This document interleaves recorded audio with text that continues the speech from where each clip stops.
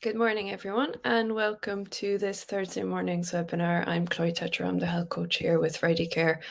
And today on this morning's show, we're going to be looking at a theory of personality, McAdams' theory of the 3 levels of personality, and how that can influence the level of control that we exert in our own lives, and to really give a brief overview of what those are and how it can come in handy when we're looking to make specific lifestyle changes, to tailor our direction, to course correct if needed, and to really ask who is running the show. So as a brief introduction of Dan McAdams' theory, so Dan McAdams is a personality psychologist, and he focuses on narrative psychology. That's the stories that we tell ourselves about ourselves. And the theory of the 3 levels of personality encompass the actor, the agent, and the author. So those are the 3 levels, and I'll go into those in more detail in a sec, but they basically hold a significant importance in understanding personal control and the impact it has on our lives. A theory of personality gives us a framework for understanding the complexities of human behaviors, motivations, and self-perception, because it's so abstract that having something like a framework is a good entry point into it. It'll give us insights into the factors that shape our actions, our choices, and more crucially, our sense of agency. So McAdams' theory specifically sheds light on the different layers of our personality and their influence on control. Once we recognize and explore these levels, we can gain a greater understanding of how societal expectations, personal motivations, and importantly, our personal narrative can construct and impact our sense of authenticity and agency and control. The theory has implications for personal growth and well-being insofar as it highlights the need to question those societal norms and how we respond to those, how we assert our individuality, and how we act in an empowering way to be more in line with who we are or who we perceive ourselves to be, which is kind of the crucial point with this. Once we understand ourselves as agents and are setting meaningful goals, we can regain that sense of control over the direction of our lives. And it gives us the ability to construct a narrative that enables us to shape our self-perception. Integrating McAdams' theory into the understanding that we have about our personality can help to give us some insight that lead to greater self-awareness, empowerment, and fulfillment. And once we have awareness on things, we can make decisions that are more in line with our long-term goals. When things run outside of our awareness and we're blinkered, it's very difficult to respond in appropriate ways that lead us towards where it is that we want to be. So diving into it a little bit more, let's have a look at the different facets of it. So what is the actor? The actor is the outermost part of this kind of three-layered tiramisu of personality that we'll have a look at today. So the social actor, and that's kind of it's kind of important to see that it's often linked with societal actor. It represents the surface layer of our personality, so the outer circle. It revolves around our everyday behaviors, our roles. So am I a mother, a daughter, a worker, a friend? All of these kind of hats that we wear during the day, and our interactions with others. It's influenced by expectations placed on ourselves and external influences that can occasionally restrict and dictate our sense of control and authenticity in our lives. These expectations can have a huge influence on our actor, on that level of our personality. We're constantly bombarded with messages about how we should look, what achievements we should have achieved, and which ones are valued, how we should behave. What can happen there is we can often find ourselves conforming to these expectations based on the hat that it is that we're wearing. And that can create a massive disconnect between our true selves and the roles that we play. To regain that level of control, it is very important to reflect on the roles and behaviors that we're enacting.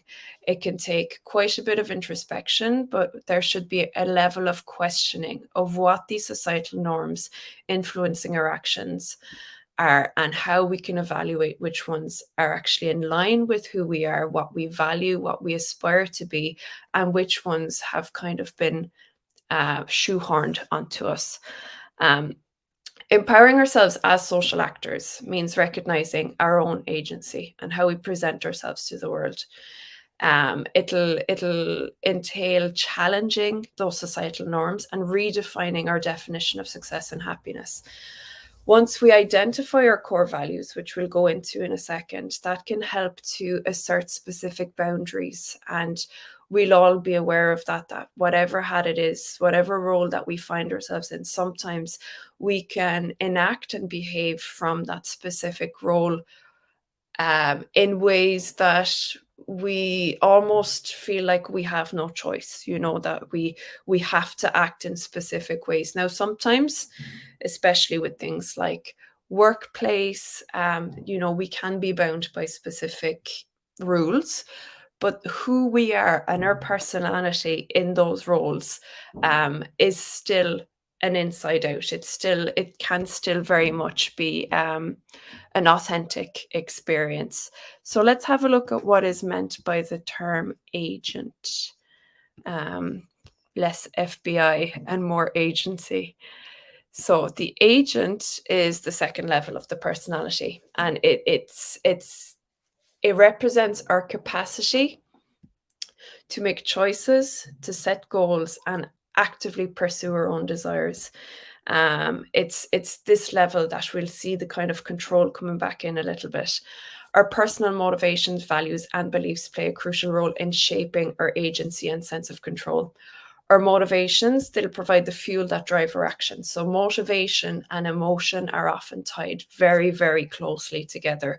And for people that can sometimes say my motivation is lacking, tying a motivation to a belief system and a value and really getting that emotional satisfaction and that drive towards it can really bring up our ability to go towards our goals again with that level of motivation. Motivation often just means the reward that we will find at the end of the pursuit, at the end of the action, and that's predicated very much so by the emotional drivers and how those are tied to things that are of value to us as individuals.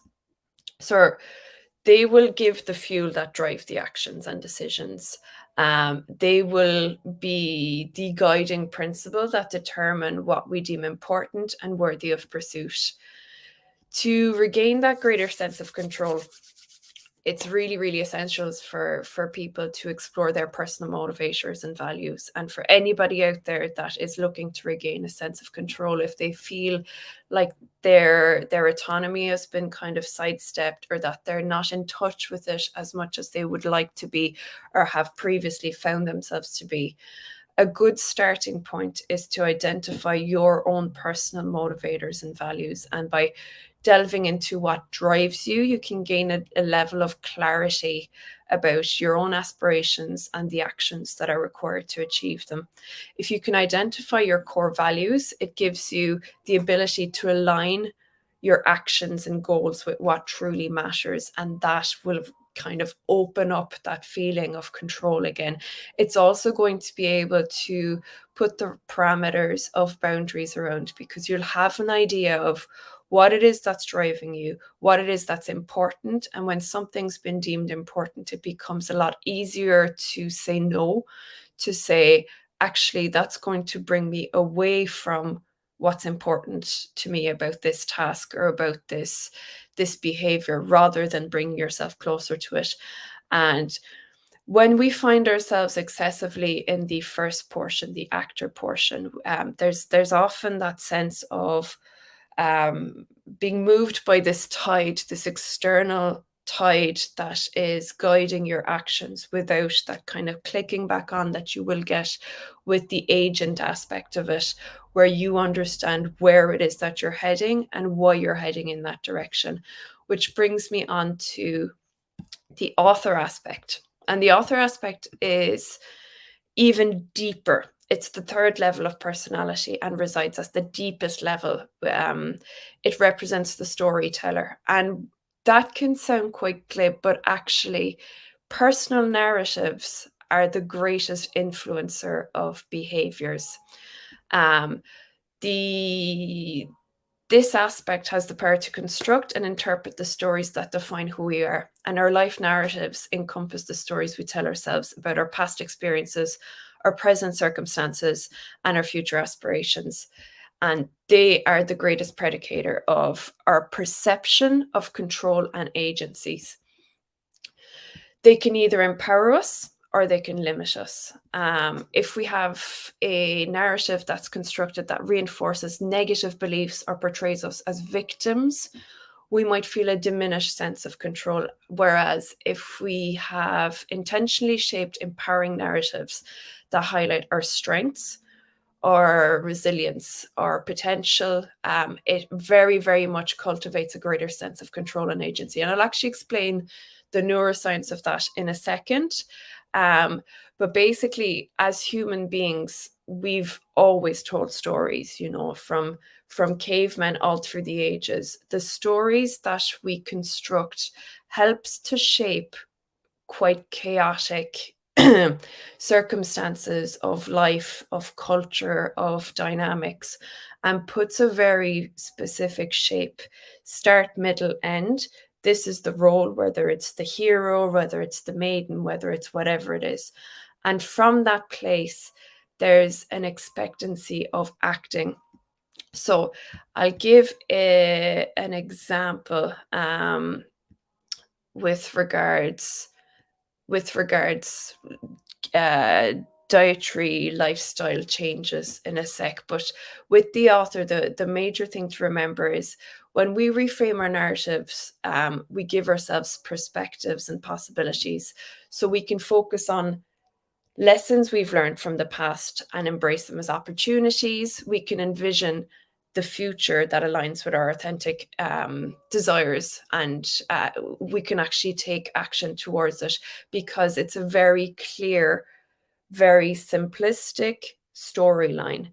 So as a real world example that puts all of these different categories into into play. So let's have a look at the actor.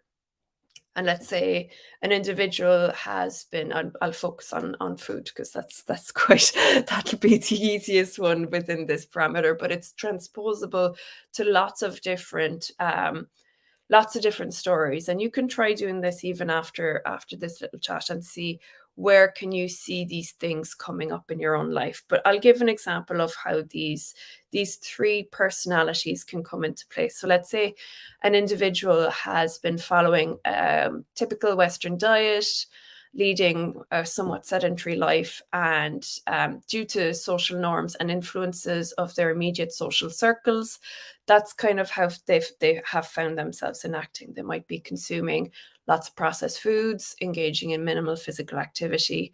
And at this level, the societal expectation and external influences limits their sense of control over their dietary and lifestyle choices. So they might feel, this is the environment I'm in, this seems to be the expectation from me, so this is the expectation behavior that I'm going to tie to it.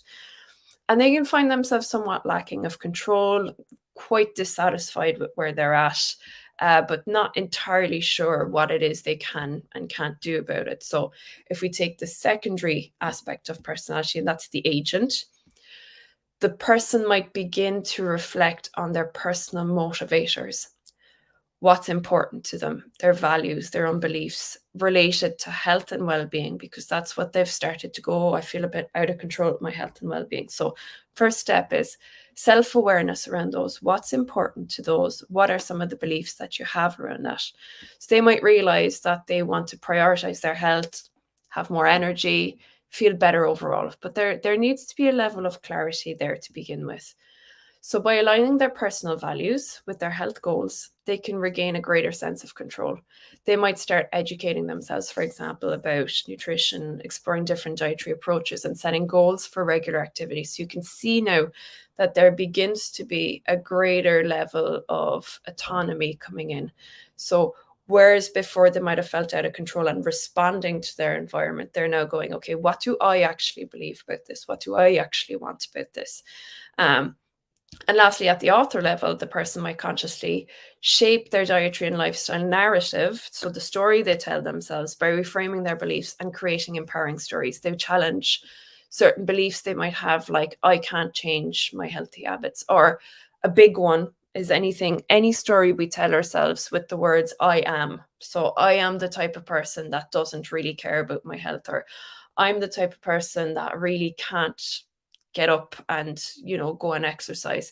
So the more we tell ourselves these things, the greater ingrained it becomes, the more we begin to act from these stories. So by changing these, we can start to replace them with empowering narratives that highlight the potential for growth and well-being.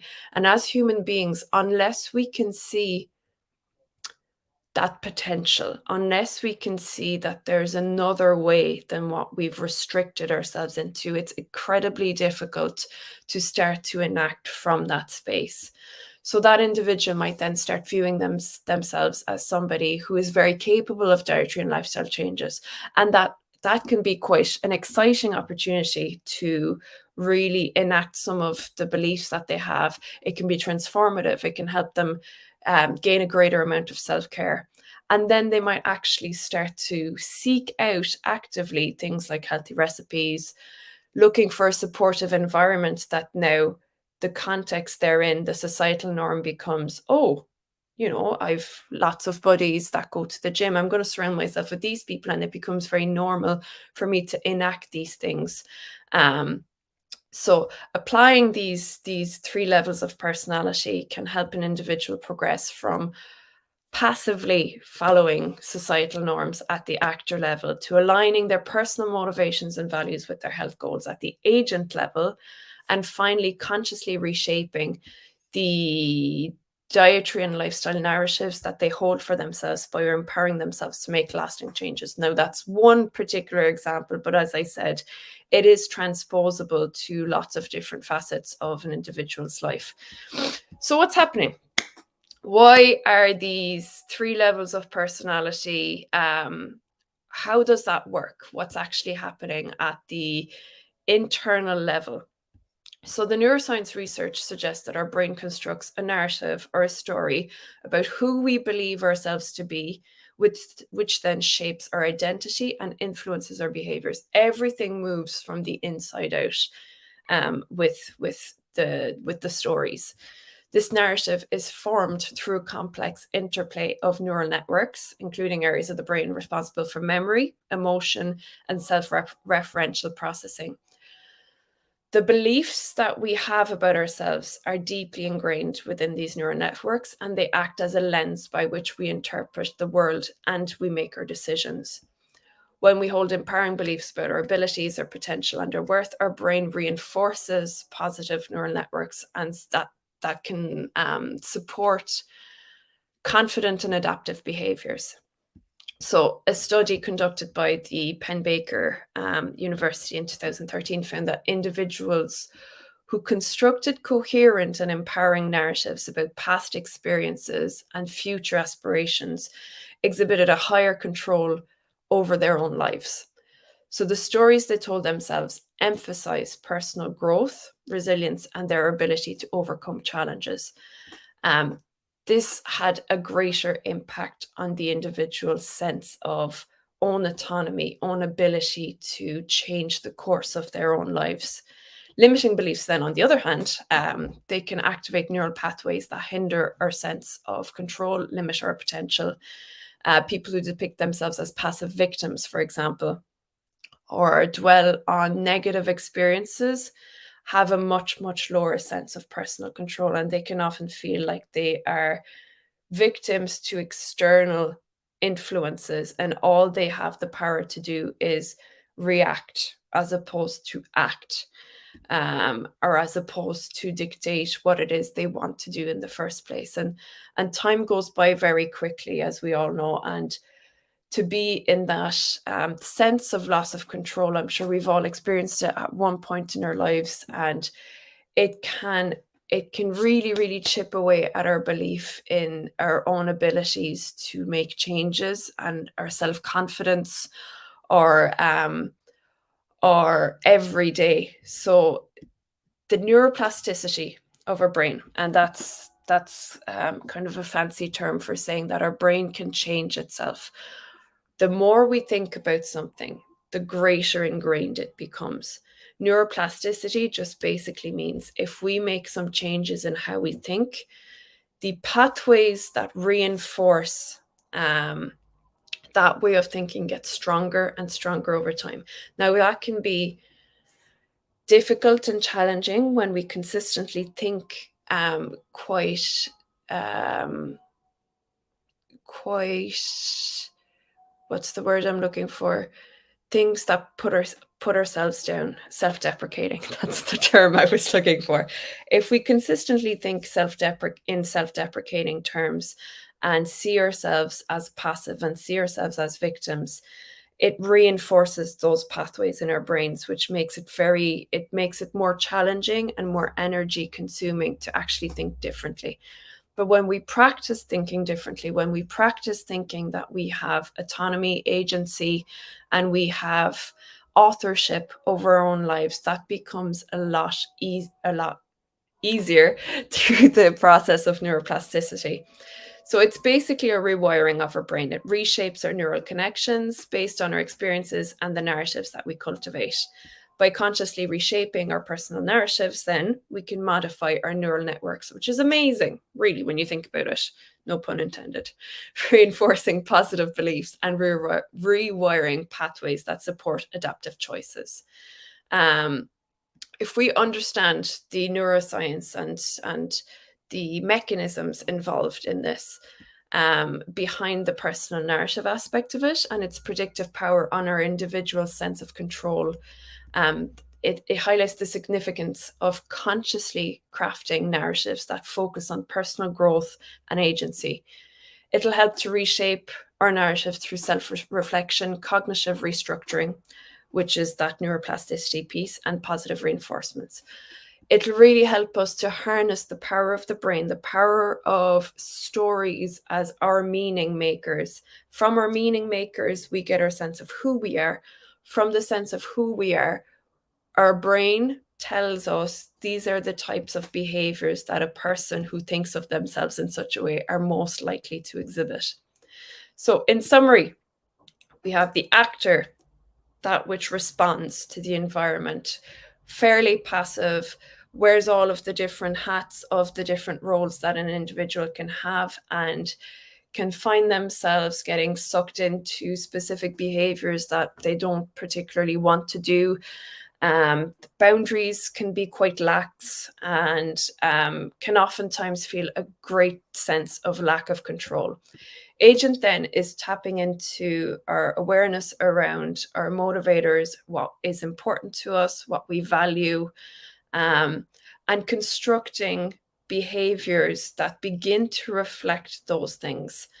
Authorship then is reinforcing the story of who we are, who we believe ourselves to be, which will then in turn dictate our ease of behavioral adaptation. So taking on new behaviors that reflect who it is that we believe that we are, which in turn will give us the benefits, the new behaviors, the changed behaviors, and it just will make the whole process a lot easier if we begin from the inside out. So that's it. That's the kind of bus stop tour of McAdams' theory of the 3 levels of personality. If you are interested in learning more about it, there's loads online. But I would encourage, and if you want to pop in anything into the comment section, please do. I would encourage people to just have a quick look as to if there's any facet of your life, be it work, home, friendships, health, finances, anything at all. Have a quick ask to yourself today is who is running the show? Is it the actor? Is it the agent? Or is it the author? And are there steps that you can take to construct the narrative, rewrite the narrative in the decision that you are happy to go on? So that's it for today. Thank you very much for tuning in. Hope you enjoyed that and took something away that you found helpful for the week ahead. Get rid of my old banner there. There we go. And have a lovely day. If you'd like to pop anything in the comments, please do. And if not, I will see you guys next week again. Oh, little comments. Thank you very much. Coming in from Maria Jose. Lovely. Thank you. And we have Jonathan Sin. Thank you. Very helpful. Thanks a million. I'm glad you found that helpful. Thank you very much. Michelle, lovely. Thank you for your time and expertise. And thank you all for tuning in. It's lovely to have the comments come in at the end and know that there's people on the other side hearing me. Lovely. So have a lovely day, guys. And we will chat to you next week. Bye now.